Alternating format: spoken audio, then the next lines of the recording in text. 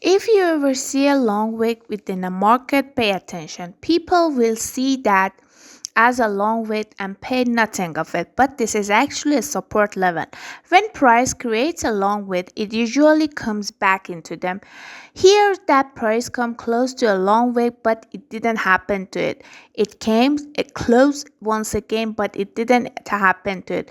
Most likely, people did not pay attention to this long wick, and most likely they took longs here when their stops losses back below this level. Unless price tap into a long wick, do not take a long here.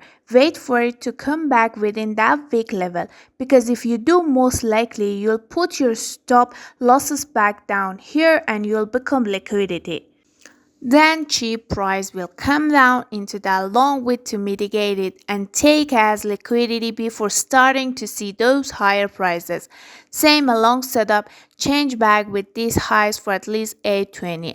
And as you can see, price comes all the way back up there.